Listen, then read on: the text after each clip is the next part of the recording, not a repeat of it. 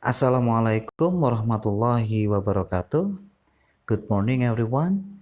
Welcome back to Basic English Class with me, Gulit Tornado Taufan. Saya mohon maaf karena pada pagi hari ini saya tidak dapat melaksanakan perkuliahan secara daring seperti biasanya karena ada satu hal yang harus saya kerjakan.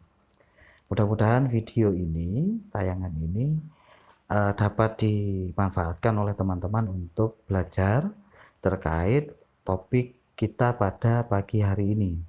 And our today's topic is making requests and offers. Nah, request and offers ya adalah topik yang cukup penting untuk dipelajari, terutama agar kita bisa lebih memperkaya kemampuan dalam hal speaking, dalam hal berkomunikasi. Oke, kita menuju ke bahasan yang pertama, yaitu making request. You can make requests when you want someone to do something for you.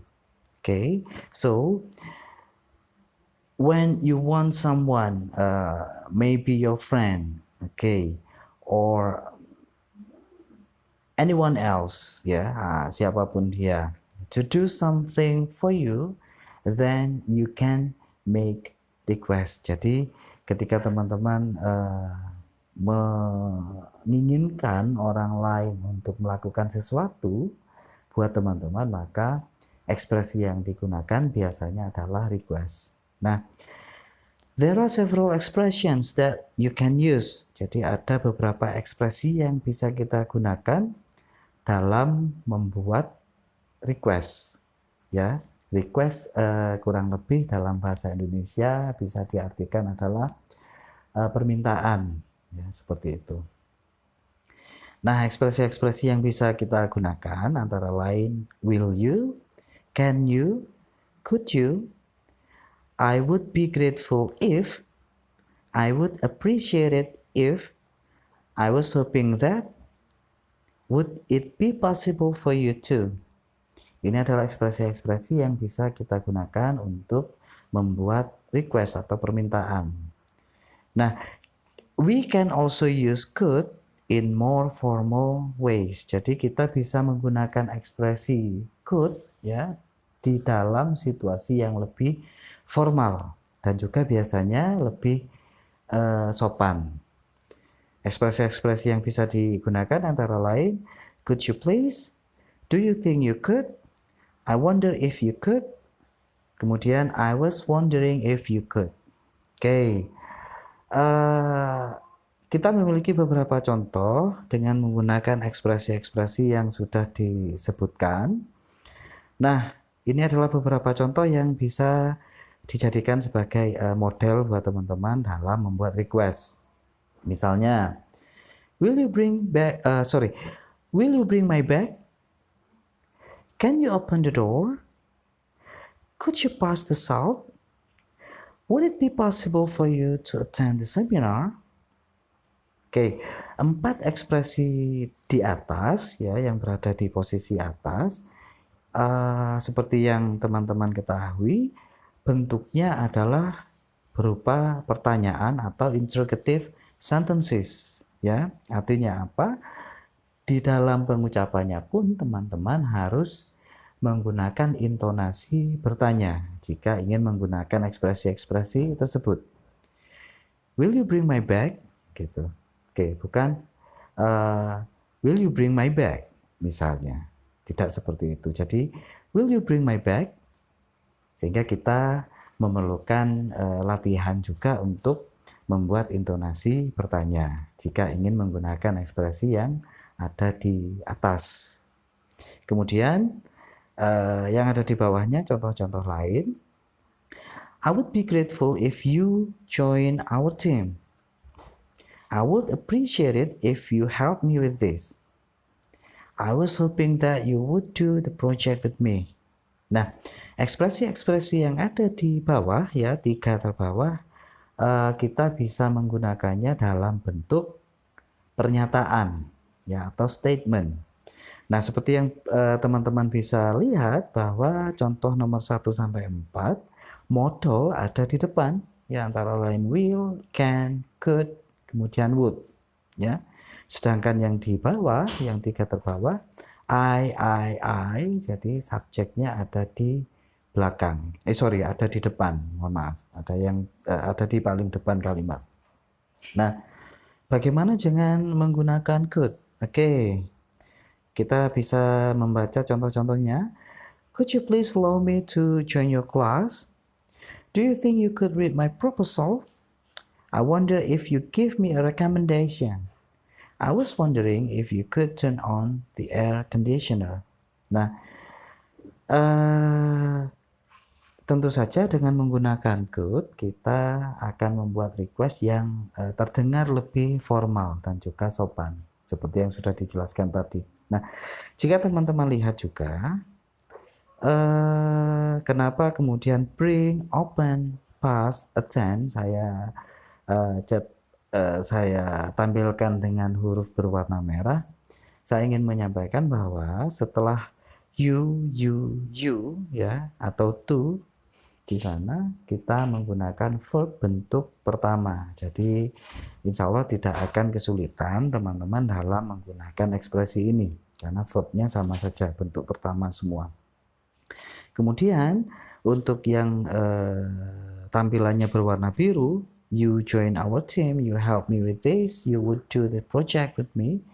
Seperti kita lihat bahwa setelah ekspresi request, I would be grateful if, setelah if dan juga that di sana, kita menggunakan klausa dengan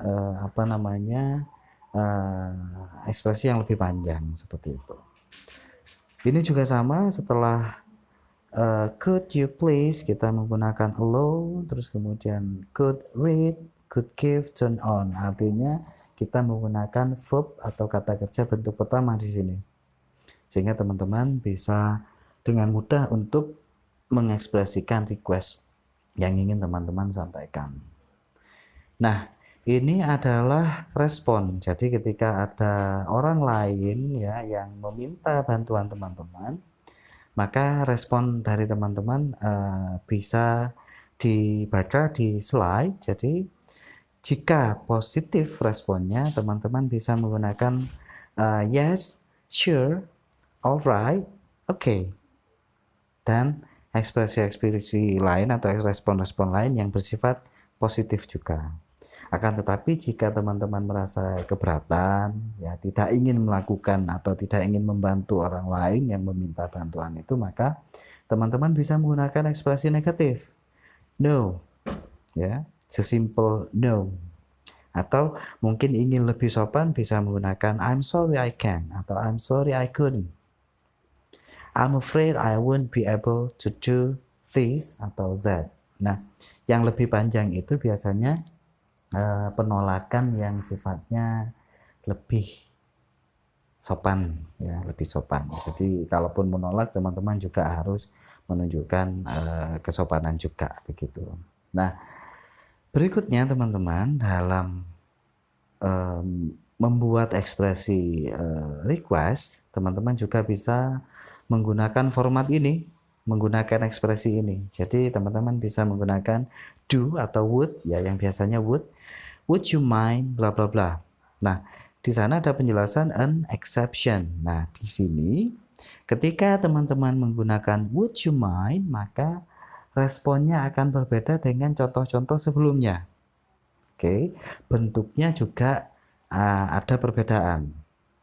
Nah, contoh-contoh ekspresi yang menggunakan mind di sini, yang pertama bisa do you mind, kemudian would you mind, terus I wonder if you'd mind. Oke, kita lihat contoh-contohnya. Do you mind opening the door for me?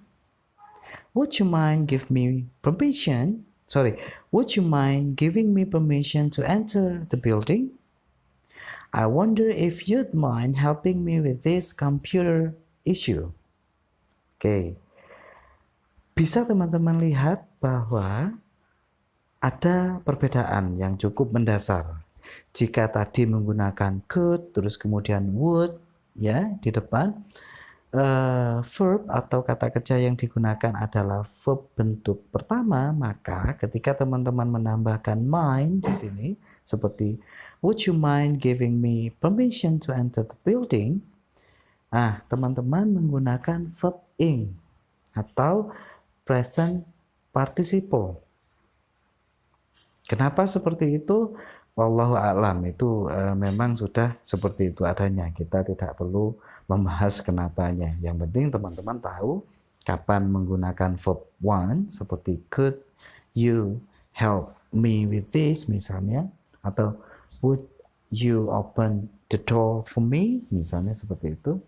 Dan kapan menggunakan verb ing seperti do you mind opening the door for me? Nah, mind di sini bisa diartikan atau diterjemahkan sebagai keberatan, ya. Jadi untuk memudahkan teman-teman dalam mengingat, mind di sini adalah keberatan. Sehingga ekspresi pertama misalnya pada contoh yang paling atas, do you mind opening the door for me? Apakah kamu keberatan membuka pintu untuk saya? Seperti itu. Keberatan. Nah, oleh karena itu dalam meresponnya kita juga memiliki sedikit perbedaan. Jika di awal tadi, ya contoh-contoh yang di awal, ketika kita setuju untuk menolong orang lain, maka ekspresi yang kita gunakan adalah ekspresi positif seperti yes, sure, alright, ya, okay, seperti itu. Kalau yang ini, jadi ketika teman-teman diminta seseorang untuk melakukan sesuatu dan teman-teman setuju untuk melakukannya, maka ekspresi yang kita gunakan adalah sebaliknya. Seperti misalnya, would you mind opening the door for me?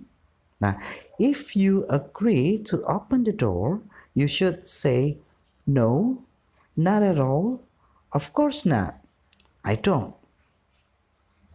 Seperti itu. Mengapa?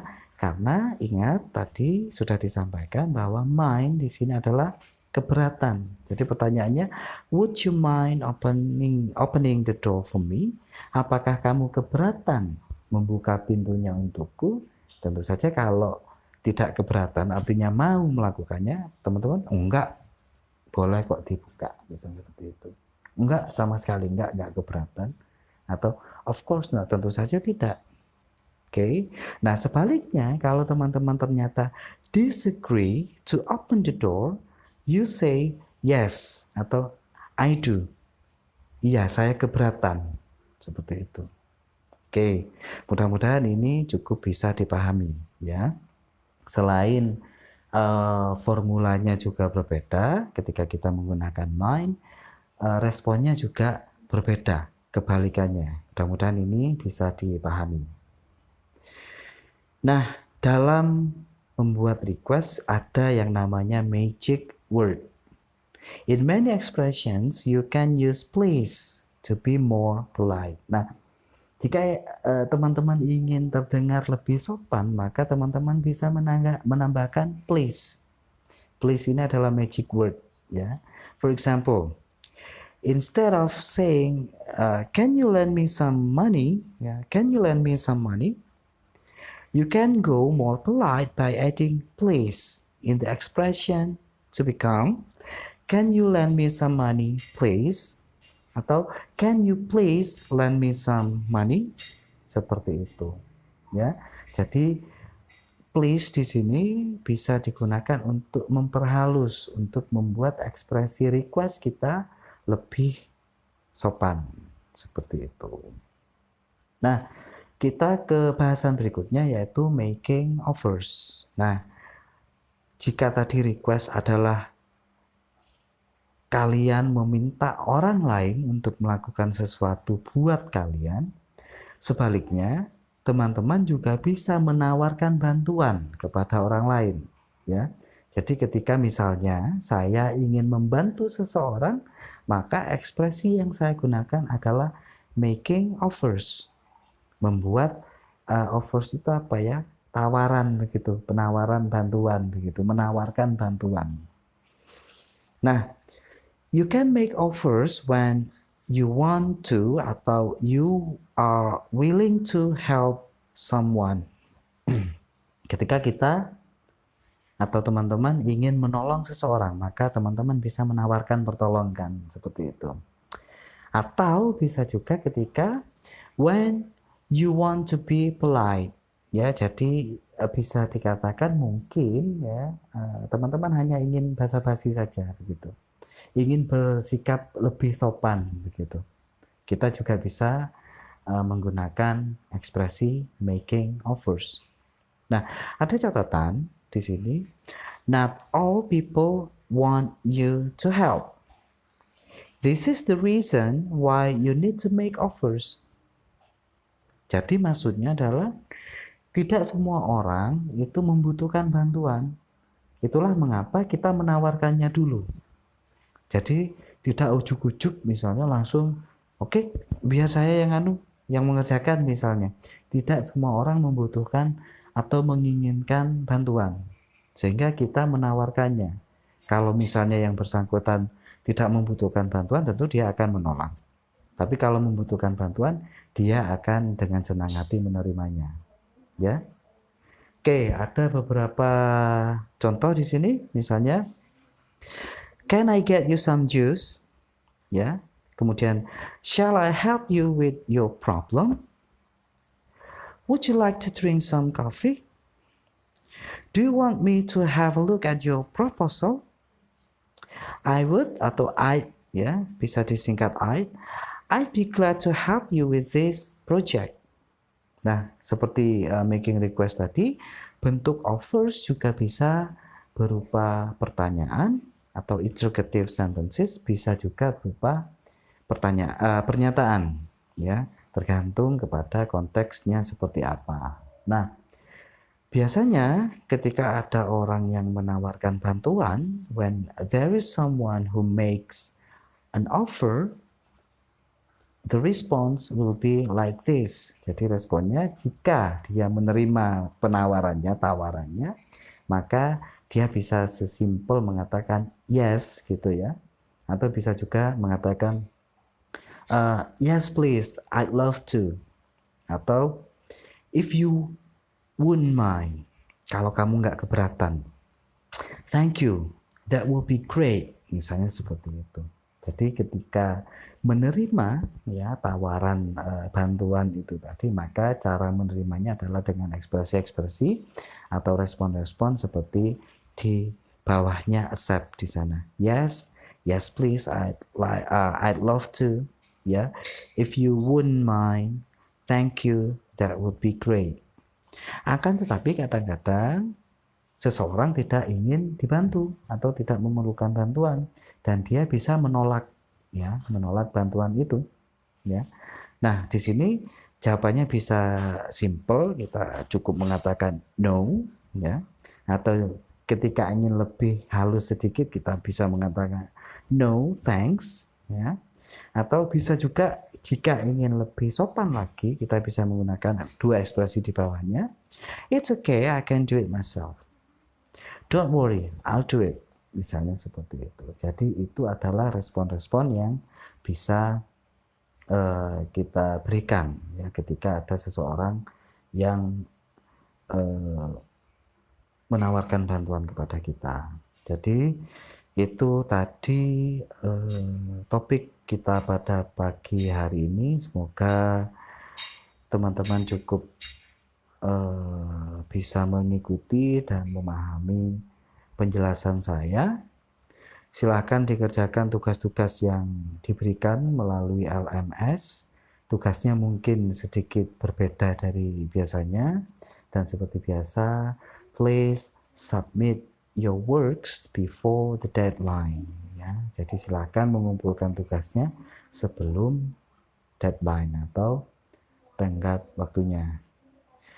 Oke, demikian dari saya untuk pagi hari ini. Mudah-mudahan kita minggu depan dapat bertemu lagi secara virtual, walaupun mungkin libur ya, karena ada Maulid Nabi. Oke,